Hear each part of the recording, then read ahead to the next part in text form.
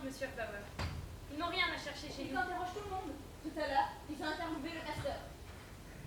Il ne dira rien. Il a toujours eu bon cœur pour nous autres pauvres gens. Des Chesterfield. J'inscris. Vous inscrivez. C'est moi, Marie. Alors, une peine que je n'ai pas vue. En haut. Ils tournent en rond, ça fait des jours. La mauvaise conscience, hein. C'est moche ce qu'il a fait à la pauvre Madame Zanation. Précipiter les jeunes filles dans le malheur. Pouah.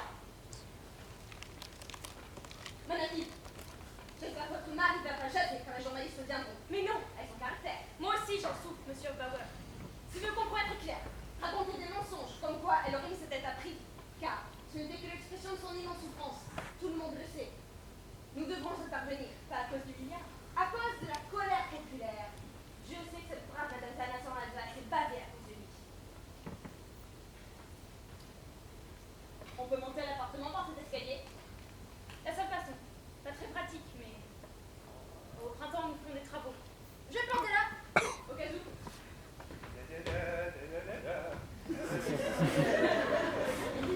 Bonjour, monsieur le professeur. Ça fait plaisir de vous rendre visite pour une fois. J'ai besoin d'une boisson fortement alcoolisée. Instant rigueur. Oui, de travers. Vous aussi, monsieur Bauer. Non, merci. Je dois encore aller à Kaffingen avec ma Volkswagen. Acheter des cochons de lait.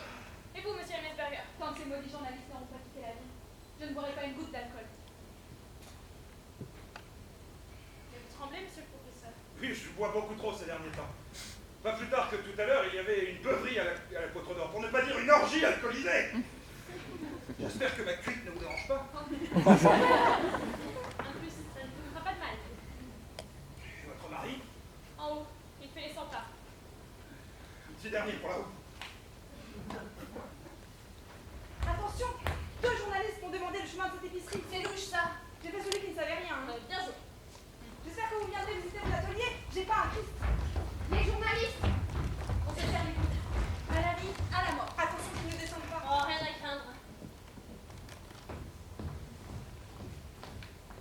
Bien, bonsoir, messieurs, dames. Bonsoir. Question numéro 1. Comment vous sentez-vous d'une façon générale? Nous sommes bien sûr heureux de la visite de Madame Zanation. Heureux, ému, Pierre. Pierre. C'est que la Clara est pas nous. Question 2. À vous, Madame Darol-Pontois. On prétend que vous avez été préférée à Claire Zanation dans le passé. Qui présente cela? Les 2 petits bonshommes aveugles et grassouillés de Madame Zanation. Et qu'ont raconté ces 2 petits bonshommes?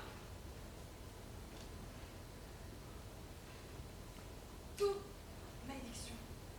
Claire Zanation est le propriétaire de ce magasin et ont failli se marier il y a plus de 40 ans, c'est vrai? C'est vrai. Monsieur Hill. À Calberstadt. À Calberstadt. On imagine facilement la romance. Claire Zanation et Monsieur Hill grandissent ensemble, sont peut-être voisins, vont peut-être à l'école ensemble aussi, les promenades dans la forêt, les premiers baisers, jusqu'à ce qu'ils vous rencontrent, chère madame. Et là, de nouvelles sensations, inconnues, la passion.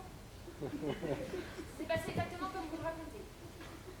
Claire Zanation renonce avec la noblesse et la discrétion qu'on lui connaît, et vous vous mariez. Par amour. Par amour. Votre mari, Madame Hill, est-ce que parfois, je veux dire, ce serait humain, est-ce qu'il ne regrette pas? L'argent seul ne fait pas le bonheur, vous savez. Pas le bonheur. Notre fils, Karl, Un rigoureux jeune homme. Il est tout pour la relation. nous n'avons pas de secret dans notre famille. Nous disons toujours ce que Dieu sait, les enfants doivent le savoir aussi. Dieu sait, doivent le savoir. Et notre fille, Ottilie. Charmant. Habitant de Gulen, je suis votre vieux professeur. J'ai bu mon schnapp sans silence, sans faire aucun commentaire. Et maintenant, je veux faire un discours. Parler de la visite de la vieille dame à Gulen. Mais vous êtes devenus fous! Taisez-vous! Descendez ce tonneau!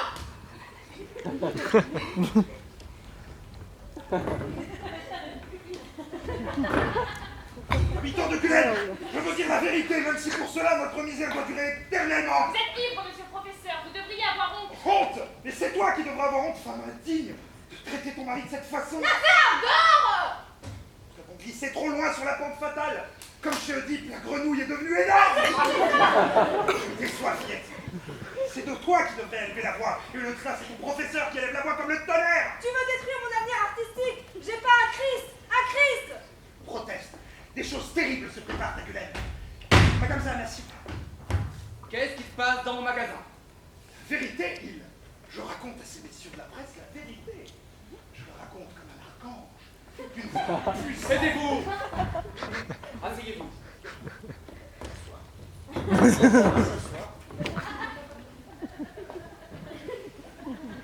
Excusez-le, il est ivre. Monsieur Hill, Vous me voulez? Content de vous trouver quand même. On avait besoin de faire quelques photos, ça ne vous dérange pas?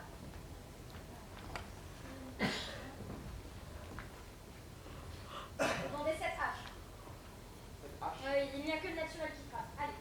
Alors, passez-moi un peu cet instrument mort. Donc, vous sous-pesez la hache de cette façon, voilà. Et vous, monsieur Hill, vous vous avancez et vous vous penchez au-dessus pour voir si vous Parfait, merci beaucoup, messieurs. Plus naturel, hein, moins compassé. Très bien.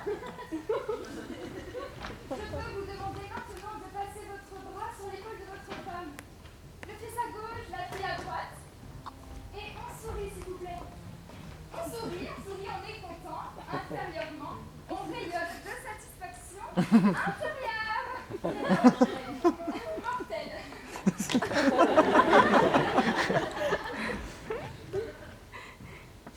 Mesdames et messieurs, un nouveau mari. Ils sont en train de se promener dans le bois humide, ils sont génial. On a une chatte belle. Excuse-nous, professeur, mais si nous voulons mener à terme cette enquête, la presse ne doit rien savoir. Pigé? Malin, très malin de ta part de ne pas avoir raconté n'importe quoi. D'ailleurs, tu prends une crapule, une espèce. On va même se retrouver dans les magazines. Justement, On va être célèbre.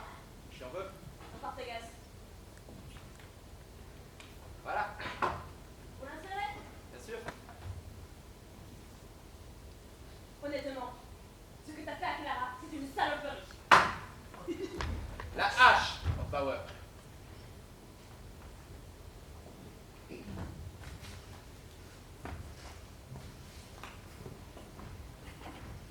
J'ai goûté votre nouveau schnapp de 3 verres. Pas de soucis. Je voulais vous aider, mais on m'a fait taire de force et vous non plus, vous ne voulez pas. Glace, île, quelle triste humanité nous formons. Le milliard de la honte brûle dans nos cœurs. Mais battez-vous, ressaisissez-vous, contactez la presse. Vous n'avez pas une minute à perdre. Je ne me bats plus. Dites-moi, la peur vous a complètement fait perdre l'esprit. Je me rends compte que je n'ai plus aucun droit. Aucun droit face à cette vieille dame, cette putain qui change de mari sous nos yeux sans vergogne et qui corrompt nos âmes. Au fond, tout est de ma faute. De votre faute. J'ai fait clair ce qu'elle est aujourd'hui. C'est moi ce que je suis. Un sale petit épicier qui triche sur la marchandise. Que voulez-vous, professeur de Gueulette? Que je fasse innocent? Tout est mon œuvre. Le majordome, les eunuques, le cercueil, les milliards. On ne peut plus rien faire. Pour moi ni pour vous. J'ai été saoulé, tout à l'heure.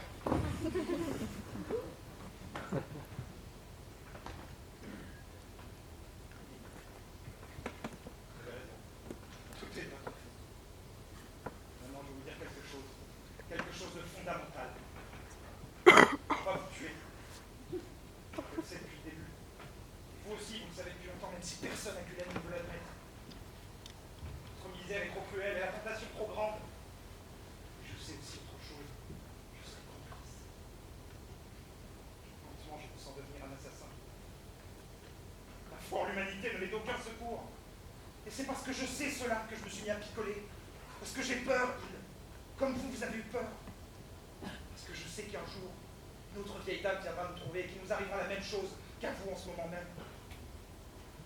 Et bientôt, dans quelques heures peut-être, je l'aurai oublié. Une autre bouteille de Steinegger, s'il vous plaît. Est-ce qu'elle est là?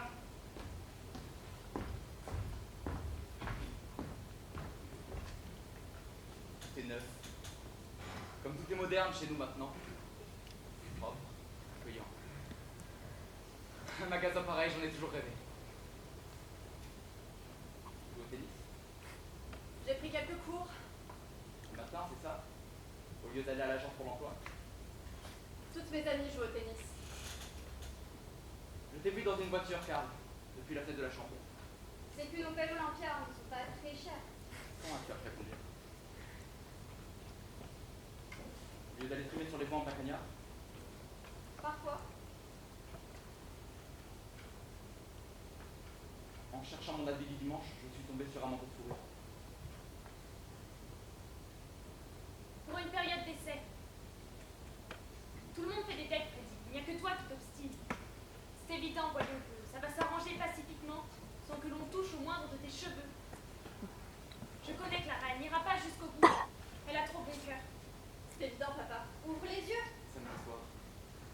J'aimerais faire un tour dans ta voiture, car rien qu'une fois. Dans notre voiture. Tu veux? Mettez vos plus beaux habits, on va faire un tour ensemble. Moi aussi, ce n'est pas très convenable. Bah, ça ne serait pas convenable. Mais mets donc mon manteau de fourrure, comme ça tu pourras les traîner. Pendant ce temps, je vais faire la caisse. Bonsoir, Philippe. Ne vous dérangez pas, je me fais déplacer. Oui, J'ai apporté un fusil. merci. Il est chargé. Je n'en ai pas besoin. Ce soir, les habitants de la ville vont se réunir à la Potre d'Or, dans la salle de théâtre. Je viendrai. Tout le monde viendra.